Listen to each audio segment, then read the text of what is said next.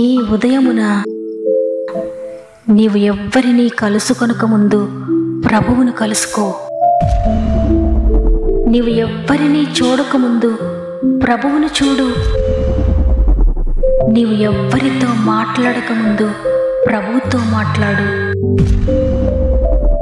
నీవు దేనిని వెదకకముందు ఆయన రాజ్యమును, నీతిని వెదకు.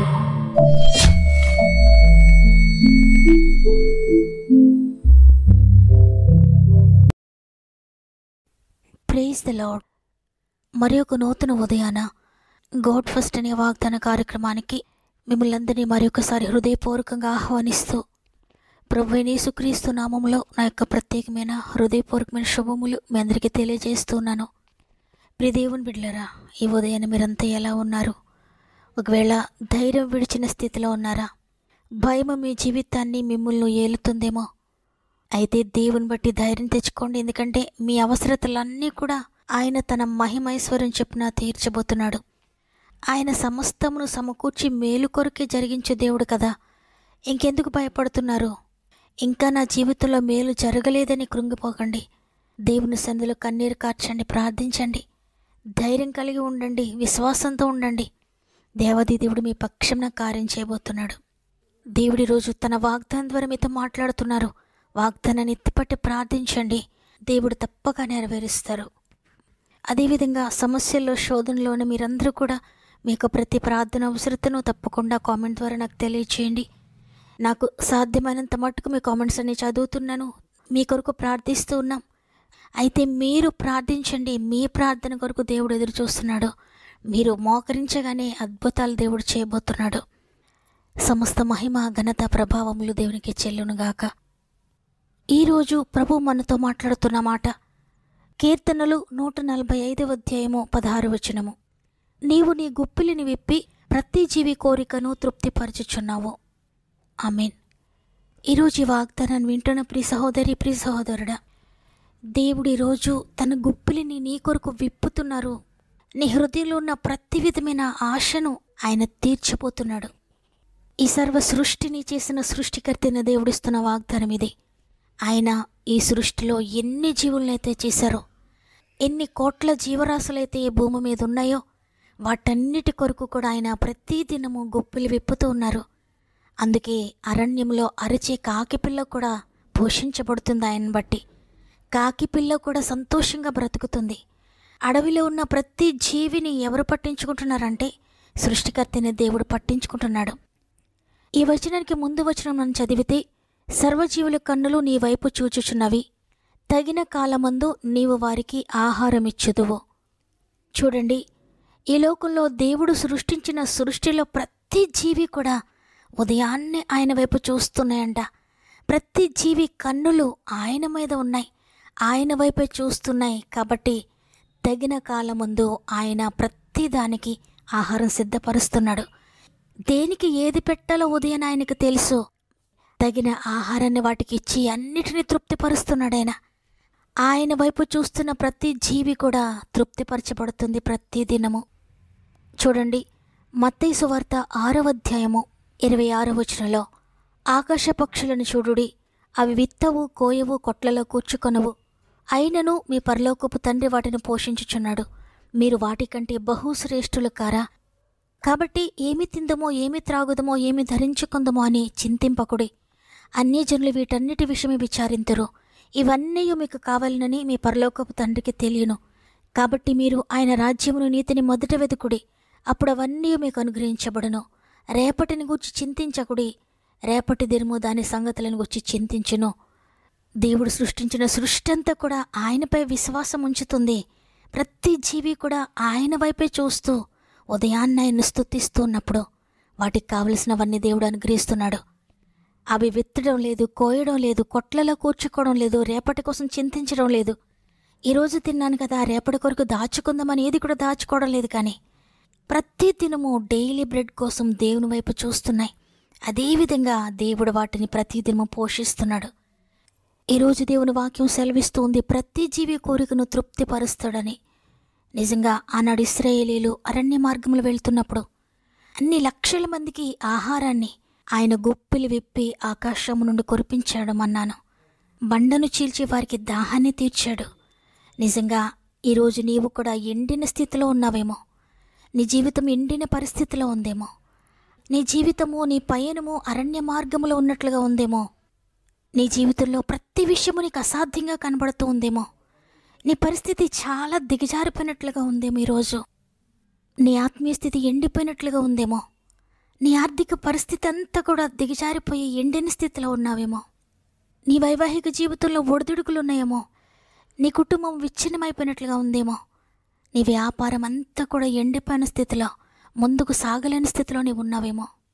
ధనముంది కానీ నా జీవితంలో తృప్తి లేదు, నేనన్నీ కలిగి ఉన్నాను కానీ సంతృప్తి అనేది నా జీవితంలో లేదని దుఃఖపడుతున్నావేమో. అవును ప్రియ సహోదరి, ధనము నీకు సంతోషం ఇవ్వదు. నీ ఆస్తులు అంతస్తులు నీకు తృప్తినివ్వలేకపోవచ్చు. అయితే దేవుడు నీకు సంతోషాన్ని, సంతృప్తినివ్వబోతున్నాడు. ధనముంటే సంతోషంగా ఉంటానేమని ధనాన్ని ఎంతో సంపాదించానయ్యా. ఆరోగ్యం ఉంటే సంతోషం ఉంటుంది అనుకున్నానయ్యా. అన్నీ కలిగి ఉంటే నేను సంతోషంగా జీవిస్తానని అన్నిటినీ సమకూర్చుకున్నాను. కానీ సంతోషం నాలో లేదు, సంతృప్తి నాలో లేదు. నేను సమస్తాన్ని కోల్పోయిన వాడిగా ఉన్నానయ్యా అని ఈ సర్వజీవులు ఏ విధంగా అయితే ఆయన వైపు మాత్రమే చూస్తున్నాయో, అదేవిధంగా నీవు ఆయన వైపు మాత్రమే నువ్వు చూస్తే, కొండల తట్టు నా కళ్ళెత్తుచున్నాను, నాకు సహాయం ఆయన వల్లనే కలుగుతుందని దావీదన్నట్లుగా నీవు కూడా ఈ లోకం వైపు నేను చూడనయ్యా.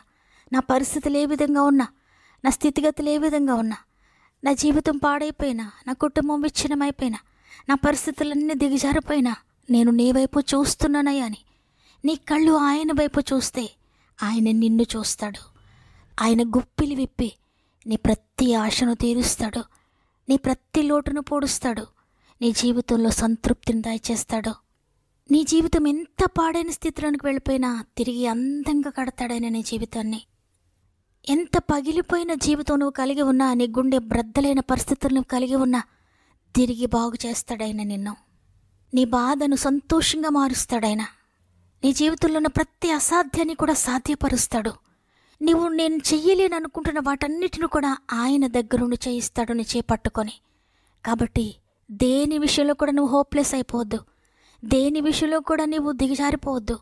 దేని విషయంలో కూడా నేను ఇక చెయ్యలేను అనుకోవద్దు. ఆయన వైపు మాత్రము చూడు. దేవుని వైపు చూస్తూ ముందుకు సాగిపో. తండ్రి, నాకు నేనుగా ఎన్నో చేయాలనుకున్నానయ్యా, ఎన్నెన్నో ప్రయత్నాలు చేశాను తండ్రి, కానీ ఈరోజు నిన్ను ముందు పెట్టుకుంటున్నాను. ఈరోజు నీ వైపు మాత్రమే చూస్తున్నానయ్యా, నేను కాదు ప్రవ్వా అని గనుక నీవు ఆయనకు సమర్పించుకుంటే దేవుడు దిగొస్తాడు. ప్రియ సహోదరి, ఆయన నీ సమర్పణ కోసము, నీ ఆహ్వానం కోసం వెయిట్ చేస్తున్నాడు. ఆయన ఎవ్వరిని కూడా బలవంతం చేయడు, అందరికీ స్వేచ్ఛనిచ్చాడు. ఎవరైతే ఆయనను వెతుకుతారో ఆయనను కనుగొంటారు. ఎవరైతే ఆయన దగ్గరికి వస్తారో ఆయన వారి దగ్గరికి వస్తాడు. ఎవరైతే ఆయన ఘనపరుస్తారో వారిని ఆయన ఘనపరుస్తాడు. ఎవరైతే ఆయన వైపు చూస్తారో ఆయన వారి వైపు చూస్తాడు. కాబట్టి ఈరోజు అందరం కూడా చెప్తాం, అయ్యా నువ్వు నడిపిస్తే నేను నడుస్తానయ్యా, మీరేది చెప్తే అది నేను చేస్తానయ్యా. ఇదిగో నా జీవితానికి సమర్పించుకుంటున్నాను. ఇంతవరకు సంతృప్తి లేని జీవితాన్ని నేను జీవించాను. ఇంతవరకు సమృద్ధి లేని జీవితాన్ని నేను జీవించాను. ఇంతవరకు సంతోషం లేని జీవితాన్ని నేను జీవించాను. ఇంతవరకు ఆశ కోల్పోయిన జీవితాన్ని నేను జీవించానయ్యా. కానీ ఈరోజు నీ గుప్పిలి విప్పుతున్నాను వాగ్దానం చేశారు అని మనందరం కూడా ఆయన వైపు చూద్దాం. ఆయన గుప్పిలి విప్పి నీ యొక్క ప్రతి కోరికను తీర్చబోతున్నాడు. నీ జీవితంలో ఉన్న ప్రతి లోటు నేను తీర్చబోతున్నాడు. నీకేది కావాలో ఆయనకు తెలుసు. నీవు అడగక ముందు నీకు అక్కరగా ఉన్నవేవో ఆయనకు తెలుసు. కాబట్టి ఇక భయపడొద్దు. దేవుని వైపు చూద్దాం. ఈరోజు అందరం కూడా మన కన్నులు ఆయన వైపు మాత్రమే చూద్దాం. సర్వజీవులు ఆయన వైపు చూసి ఏ విధంగా సమస్తాన్ని పొందుకుంటున్నాయో, సంతృప్తిని పొందుకుంటున్నాయో, అదేవిధంగా మనం కూడా ఆయన వైపు మాత్రమే చూస్తూ మన జీవితంలో ముందుకు సాగుదాం. సంతృప్తిని, సంతోషాన్ని పొందుకుందాం. సర్వజీవుల కన్నులు నీ వైపు చూచుచున్నవి, ప్రతి జీవి కోరికను తృప్తిపరచుచున్నావు. ఆమేన్ హల్లెలూయా, ఆమేన్ హల్లెలూయా, ఆమేన్ హల్లెలూయా, ఆమేన్ హల్లెలూయా. సర్వ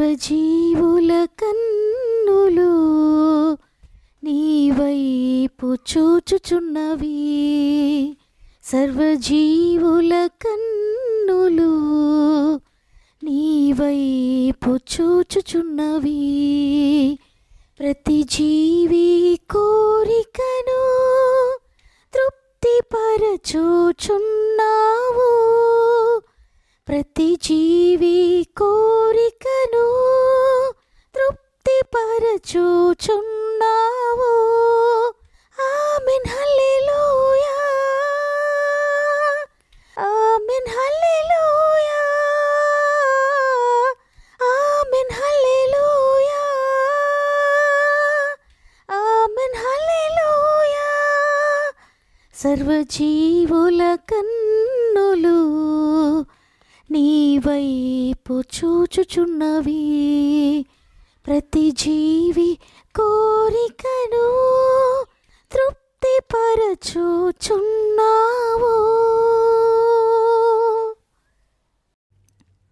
ఈ వాగ్దానం నమ్ముతున్న నన్ను వారు ఒక్క నిమిషం నాతో మోకరిస్తారా? ప్రార్థన చేద్దాం. ప్రేమగల తండ్రి, నీకు వందనాలు. నీ కృపను బట్టి మరి ఒక దినం మా జీవితంలో యాడ్ చేశారు. మా ఆయుష్కాలను పొడిగిస్తూ ఉన్నందుకు నీకు వందనాలు. ఈరోజు మాతో స్పష్టంగా మాట్లాడారు తండ్రి. మేము ఈ లోకంలో జీవించడానికి ఎన్నో ఆశలు కలిగి ఉన్నాం, ఏవో ప్రయత్నాలు చేస్తూ ఉన్నాం, ఎక్కడెక్కడికో వెళ్తూ ఉన్నాం, ఎందరెందరిని ఆశ్రయిస్తున్నాము. అయితే నీ వైపు మాత్రం చూడడం లేదు. అందుకని ఈరోజు మాతో స్పష్టంగా మాట్లాడారు. సర్వజీవుల కన్నులు నా వైపు చూసి తృప్తి పొందుతున్నాయి, మీరు కూడా నా వైపు చూస్తే తృప్తి పొందుతారని సెలవిచ్చారయ్యా. ఇది మొదలుకొని మేము నీ వైపు మాత్రమే చూస్తాం తండ్రి. మా సంతృప్తి కోసం ఈ లోకాన్ని వెదకమయ్యా, మా సంతోషం కోసం ఈ లోకాన్ని వెదకం తండ్రి. మా యొక్క ఆనందం కోసం నేను ఈ లోకంలో ఎక్కడెక్కడికి వెళ్ళమయ్యా, నీ దగ్గరికే వస్తాం తండ్రి. ఎందుకంటే నిత్య సంతోషం నీలోనే ఉంది, నిత్య తృప్తి నీలోనే ఉంది తండ్రి, నిత్య ఆనందము నిత్య శాంతి నీలోనే ఉందయ్యా. శాశ్వతమైన ప్రేమతో నీవు మాత్రమే మమ్మల్ని ప్రేమిస్తున్నావు తండ్రి. ఇంతగా ప్రేమించినా మేము నీకు దూరం అయిపోతున్నాం, మమ్మల్ని క్షమించండి.